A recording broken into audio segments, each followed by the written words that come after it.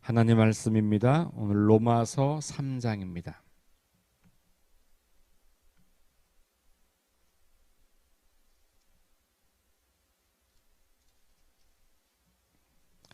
로마서 3장 9절부터 18절까지입니다.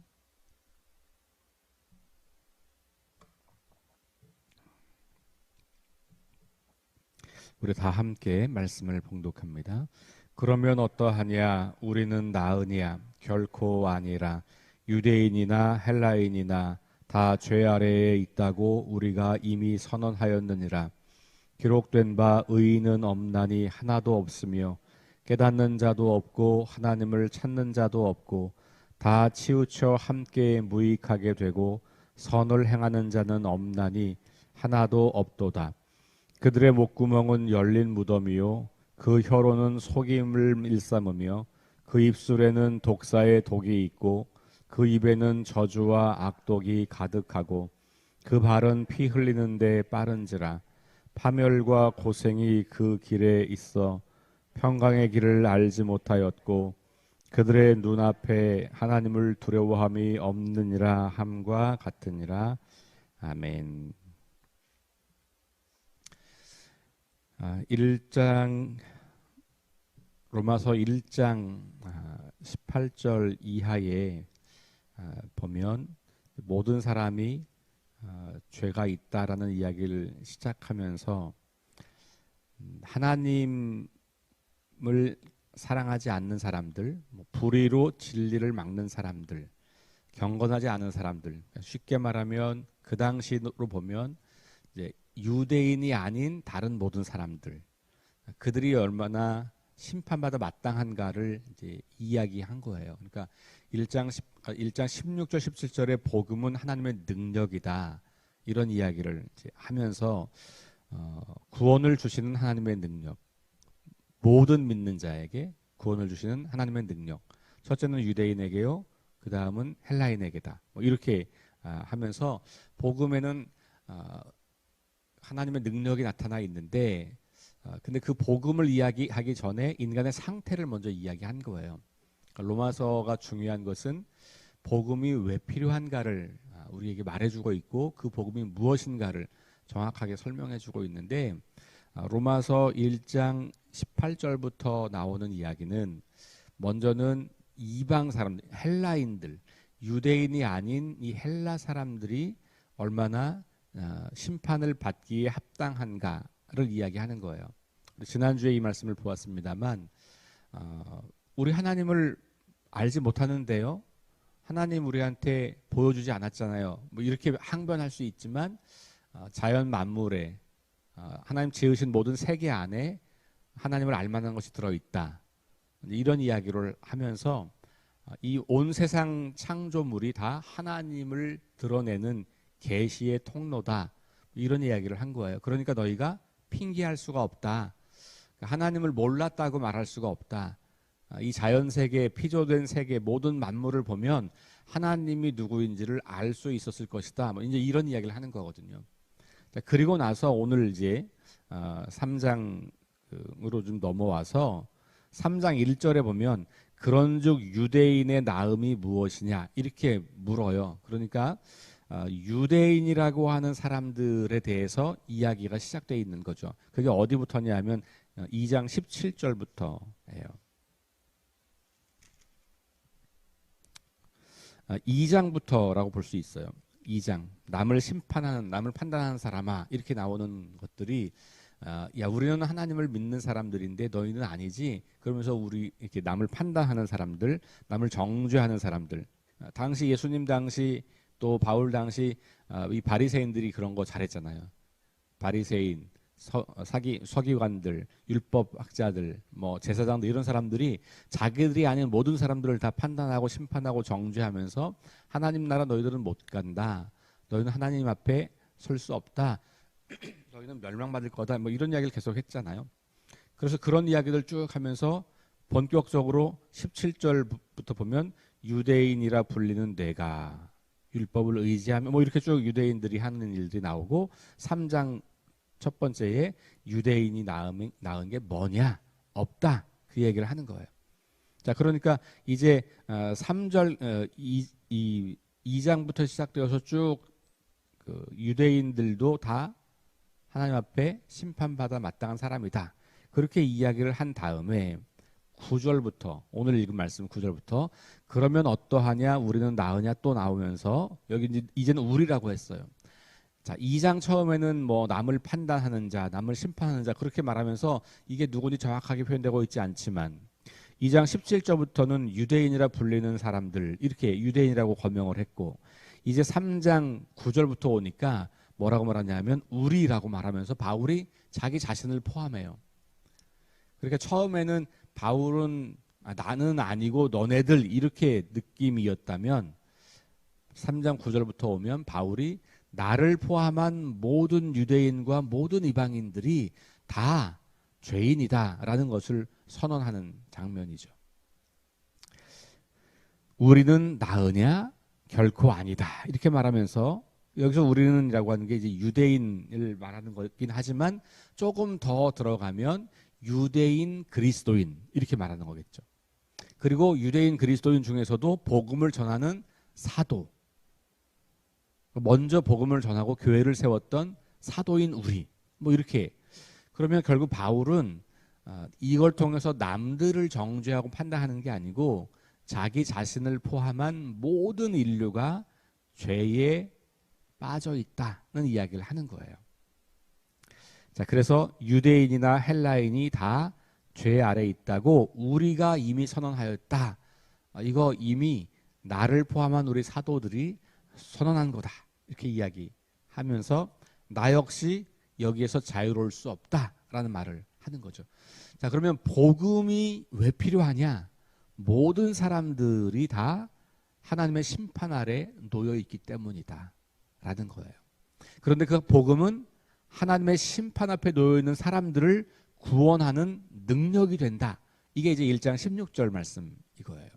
그러니까 이 복음을 통해서 우리는 믿음으로 믿음에 이르는 삶을 살아갈 때 우리는 비로소 살아갈 수 있다. 뭐 이렇게 이제 이야기를 하는 거잖아요.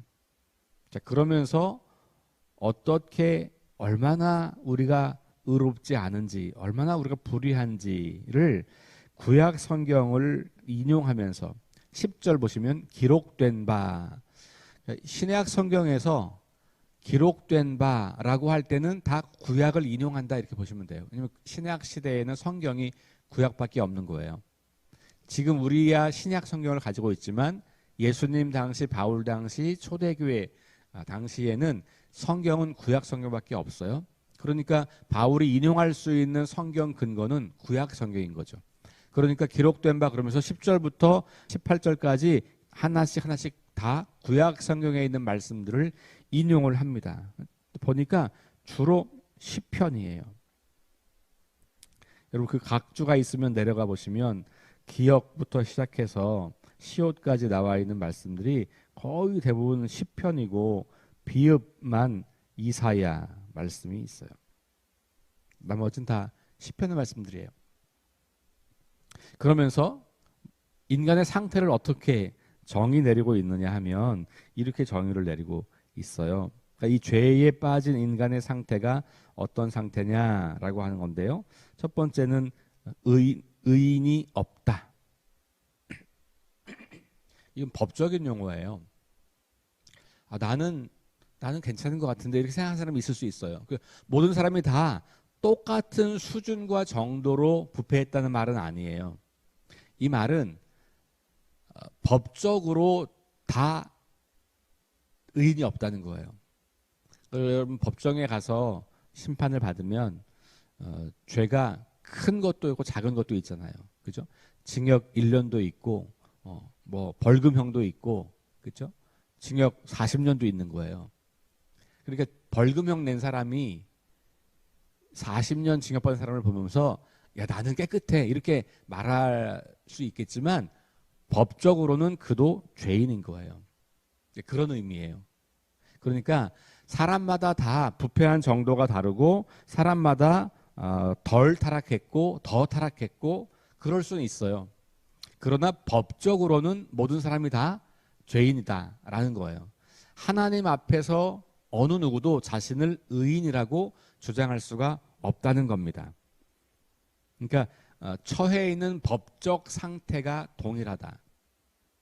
물론 이제 우리는 그러면 법적 상태가 동일하지만 처벌받는 수준은 다를 거 아니겠어요? 라고 질문할 수 있겠지만 여기서 말하고 있는 건 보면 모든 사람들이 그렇게 하나님의 심판이라고 하는 것 앞에서 동일하다라는 이야기를 하는 거죠. 그러니까 누가 더 종교적이냐, 누가 더 도덕적이냐, 누가 더 선하냐, 뭐 이런 것이 의미가 없다는 거예요. 모두가 다 정도의 차이가 있다고 주장하겠지만 그러나 그것이 하나님 앞에서는 의미가 없다. 그런 의미에서 의인이 없다는 말이에요. 죄인들끼리 모여서 나는 너보다 좀 나아 이렇게 말할 수 있을지는 모르겠지만 다 죄인이다. 하나님 앞에서 그런 이야기를 하고 있는 거죠. 우리는 모두 다 죄 아래 있고 의인은 없다라고 선언을 하고 있는 겁니다. 자, 그 다음에 깨닫는 자도 없다 이렇게 이야기를 해요. 깨닫는 자도 없다. 깨닫는다, 여기서 깨닫는다는 것은 하나님이 누구신지 그리고 우리의 본성이 얼마나 망가졌는지를 깨닫는 자가 없다는 거예요. 그러니까 하나님과 우리 사이가 완전히 망가진 상태이고 내 본성이 하나님이 처음 창조하신 상태가 아니라 완전히 깨어져서 하나님을 알 수 없고 하나님을 찾지도 않는 그런 존재가 되었다라고 하는 것이죠. 여기 그 다음에 하나님을 찾는 자가 없다. 물론 하나님을 우리가 찾는다고 찾아지는 건 아니에요. 하나님께서 보여주시는 만큼만 우리는 하나님을 아는 거거든요. 근데 그 하나님께서 우리에게 보여준다는 말이 신비한 어떤 현상을 보여준다는 말이 아니고 성경에 이미 하나님은 자기 자신을 드러내셨잖아요. 그리고 우리가 지금 보고 있는 것처럼 이 온 세상 자연 만물과 하나님의 피조 세상을 보면 하나님이 어떤 분인지를 알 수 있는 길이 있다고 했잖아요. 그리고 하나님은 이미 하나님을 보여주셨어요. 근데 사람들이 그 자연 온 세상과 이 성경을 통해서 하나님이 누구인지를 발견하려고 하지 않는다는 거죠. 만약에 하나님이 먼저 계시하지 않았다면 하나님을 알 길은 없을 거예요. 하나님을 알 수 있는 길이 이미 우리 가운데 있는 거예요.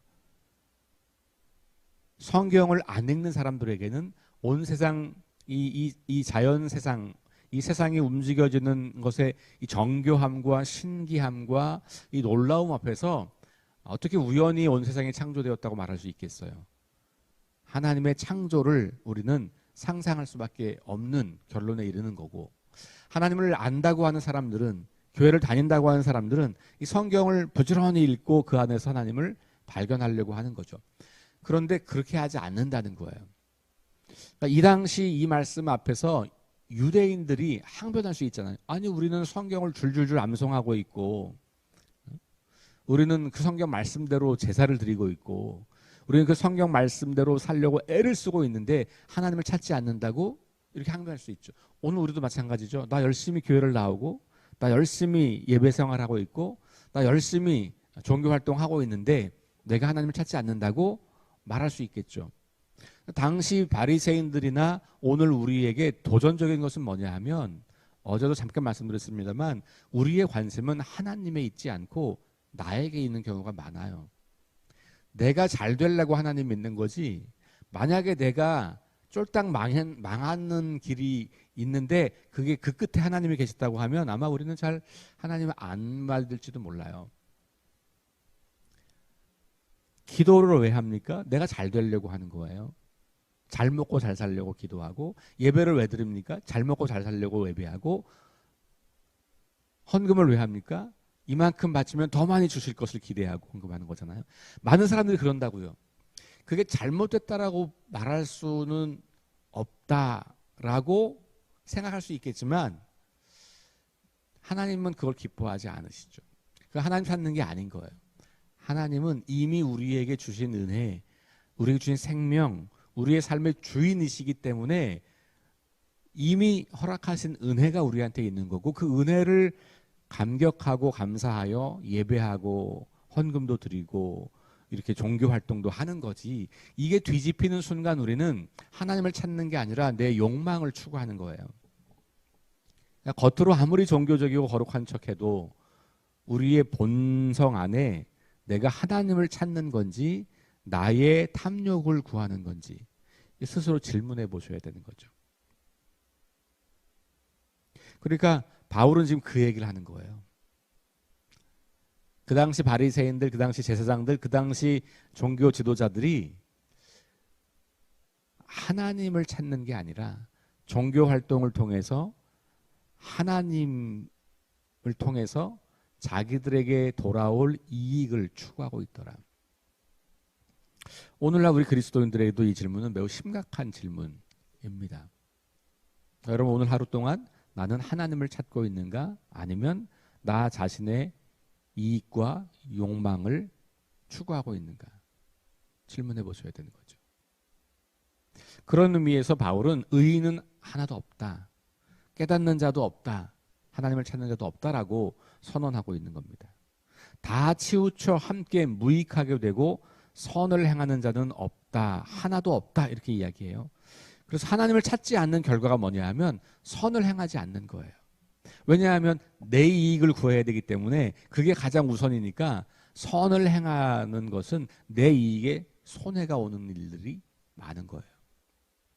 그러니까 다른 사람들의 이익을 구하는 게 아니고 내 이익을 구하는 거잖아요. 이게 뭐 엄청난 윤리적인 도덕적인 문제가 아니고 아주 작은 일상의 삶에서부터 나타나는 거예요. 어제 같은 경우에 이제 우리가 눈이 엄청 많이 왔잖아요. 그러면 자기 집 앞에 눈을 치우는 사람도 있고 안 치우는 사람도 있어요. 그걸 뭐 선하다 안 하다 말할 수 없는, 사실 그건 너무 당연하게 자기네 집 앞에 일은 해야 되죠. 근데 우리가 요즘 아파트를 많이 사니까 자기 집 앞이 아니라고 생각하는 경우들이 많이 있을 수 있어요. 그리고 관리인들이 있기 때문에 관리인이 하는 거지 뭐 라고 생각할 수 있는 거죠. 도로 같은 경우도 마찬가지고요. 근데 그러면 사실 우리 그리스도인들이라면 시간을 좀 쪼개고 자기 몸에 좀 이 움직임을 좀 통해서 그 눈을 좀 치우면 좋지 않을까 하는 생각이 드는 거예요. 그러니까 그게 다 뭐냐 하면 누군가 하겠지 뭐. 뭐 같이 사는 집인데 누구 한 명쯤은 하겠지. 관리인이 하는 거지 뭐. 이게 오늘 현대 사회에서는 지극히 정상적인 생각이잖아요. 그리고 뭐 누가 눈 안 치웠다고 뭐 욕하는 것도 아니고 그렇잖아요. 네. 그런데 좀 생각해 보는 거예요. 우리 그리스도인들이 선을 행하는 거, 남을 유익하게 하는 거, 다른 사람들의 불편함을 좀 해소시키기 위해서 내가 좀 불편해지는 거, 이런 거 우리 그리스도인들도 끔찍히 싫어하는 경우들이 참 많은 것 같아요. 아주 작은 예예요. 아주 작은 예. 사실 조금 그냥 그게 뭐 큰 잘못이야? 그렇게 생각할 만한 것들이에요. 그거 누가 안 해도 잘못했다고 말하진 않는 것들이죠. 그런데 그런 것조차도 우리는 잘 생각해 보면 우리 안에 그런 마음들이 있을 수 있다는 거예요.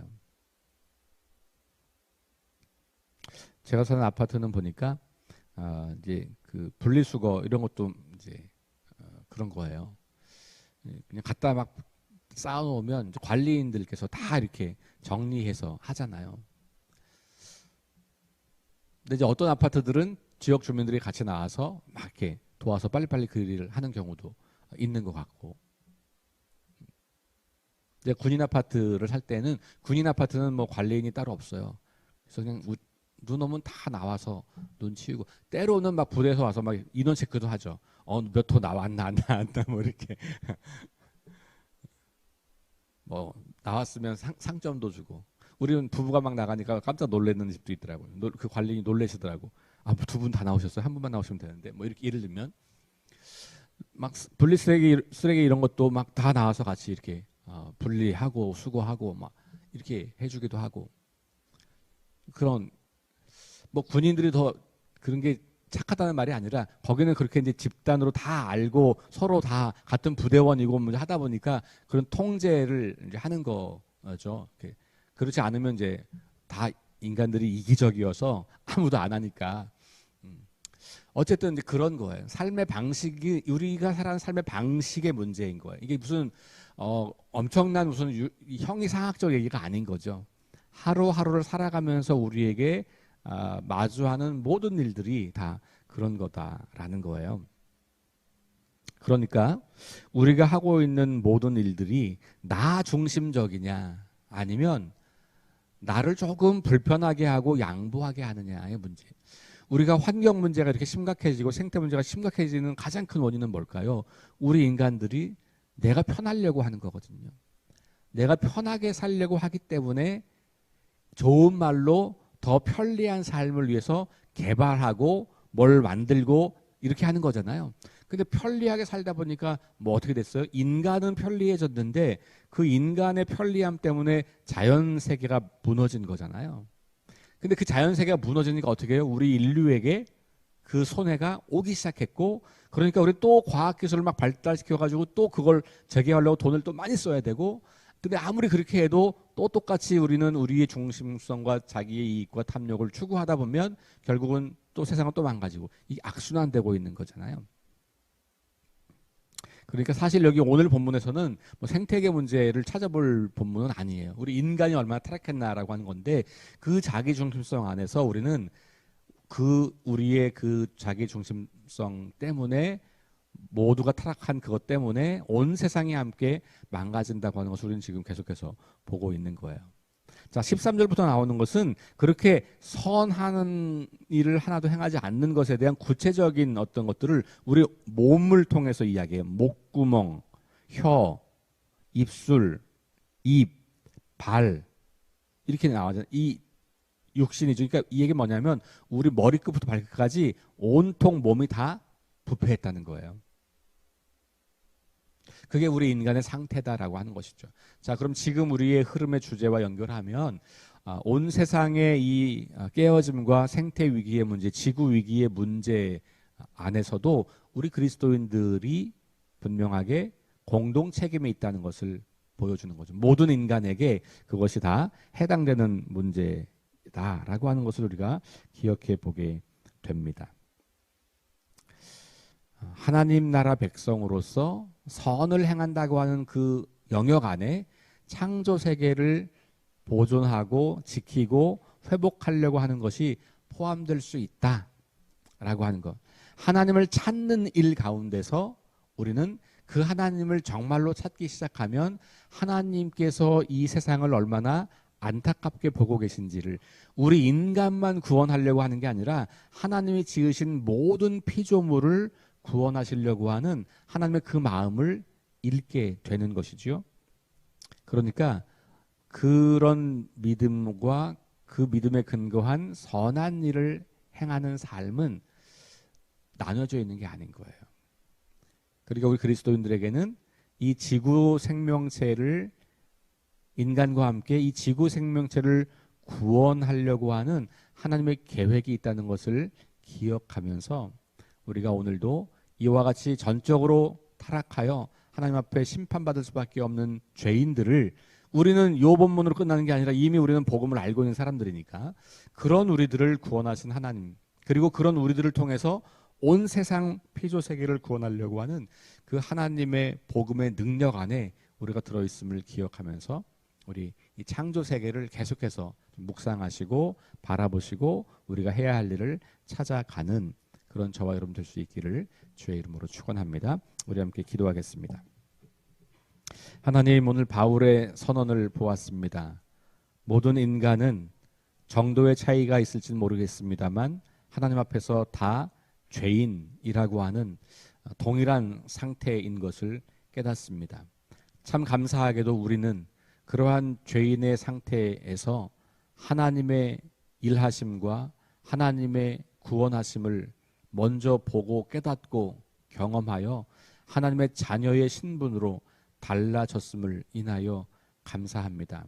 그러나 주님, 우리가 그렇게 신분이 달라졌음에도 불구하고 여전히 옛날 방식, 내가 주인이고 내가 주인공이고 내가 중심이어야 하는 그 옛날 방식을 끊임없이 고수하려고 하는 그런 우리의 연약함을 바라봅니다.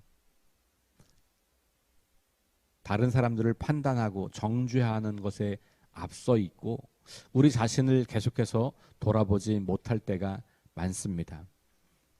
우리의 구원받은 상태를 자랑하면서도 여전히 우리는 하나님을 무시하고 내가 왕이 되어 살려고 합니다. 하나님, 그 여전히 남아있는 죄의 뿌리들, 그것과 늘 씨름하며 싸우며 계속해서 하나님을 찾으며 그 하나님 마음을 알아가며 그 하나님이 사랑하시고 구원하시려고 하는 우리 이웃들과 온 세상 만물들을 함께 사랑하며 그들을 회복하고 구원하는 일에 힘쓰는 청지기의 사명을 잘 감당하도록 인도하여 주옵소서. 예수님 이름으로 기도합니다. 아멘. 우리 함께 합심해서 기도합니다. 성령의 능력으로 하나님 나라를 증언하고 살아내게 하소서. 하나님 말씀이 기준이 되게 하소서. 질병과 전쟁과 자연재해와 가난과 억압으로 고통당하는 사람들을 치유하여 주소서. 거룩한 습관을 형성하여 균형 있는 성장을 이루게 하소서. 다음 세대에게 하나님 나라 복음을 전수하게 하소서. 창조 세계를 잘 보존하고 지키고 회복하는 일에 힘쓰게 하소서. 우리 6가지 함께 합심해서 기도하겠습니다.